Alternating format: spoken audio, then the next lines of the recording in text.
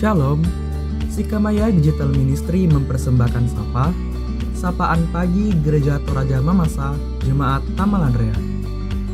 Program renungan pagi yang akan menemani Anda dalam memulai hari. Shalom Bapak Ibu Saudara, salam jumpa lagi dalam Sapaan Pagi Firman Tuhan. Kita akan mengawali kehidupan pagi ini juga dalam rangkaian menyambut sukacita di Minggu Karunia Tuhan. Firman Tuhan dari Efesus pasal 4 ayat yang ke-26 dan 27. Firman Tuhan, apabila kamu menjadi marah, janganlah kamu berbuat dosa. Janganlah matahari terbenam sebelum padam amarahmu, dan janganlah beri kesempatan kepada iblis. Marah. Saudara jemaat Tuhan, ini refleksi firman Tuhan yang akan kita renungkan pagi ini. Apakah marah itu berdosa di mata Tuhan?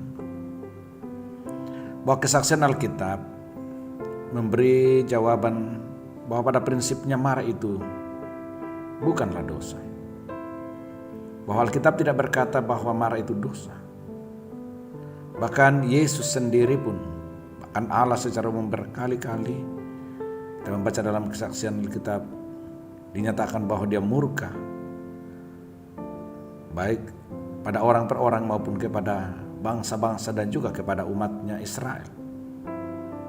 Marah adalah sebuah ekspresi ketidaksetujuan dan ketidakpuasan seseorang atas suatu kondisi yang kita alami. Karena itu pada satu sisi perasaan marah dipandang sebagai sesuatu yang wajar dan alamiah. Bahkan Tuhan pun juga sangat memahami pada batas-batas tertentu bahwa marah itu sangat juga diperlukan dan bahkan harus ada dalam diri. Tetapi marah bisa saja membawa kita pada dosa.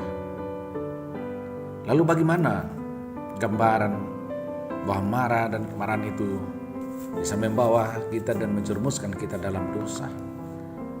Firman Tuhan yang kita baca, Efesus pasal 4 yang ke-26, intinya adalah satu sisi firman Tuhan memberikan nasihat, biarlah kamu marah, silakan marah. Marah pada tempatnya, marah terhadap sesuatu yang memang tidak pada tempatnya atau tidak benar. Tetapi jangan berbuat dosa. Artinya kita marah, silakan. Marah-marah jangan yang tidak tentu. Tetapi kalau kita marah jangan simpan amarah lama-lama. Bahkan firman Tuhan memberi ukuran, pagi marah, sore sudah harus selesai. Jangan sampai besok. Mengapa? Sebab kemarahan yang berlarut-larut akan berbuat dosa. Ketika itu akan terus-menerus tinggal dalam hati, dalam jiwa kita, bahkan yang menguasai hati jiwa pikiran kita. Karena itu saudara, kemarahan yang menyala-nyala itu akan berbahaya, bahkan bisa jahat di mata Tuhan. Lalu bagaimana gambaran bahwa marah itu bisa datangkan jahat di mata Tuhan yang menjerumuskan kita dalam dosa? Yang pertama, rasa marah berkepanjangan akan membawa kita pada dosa yang lebih buruk lagi. Ketika kita tidak lagi mempunyai kendali atas kemarahan kita, maka itu akan berlanjut pada kekecewaan.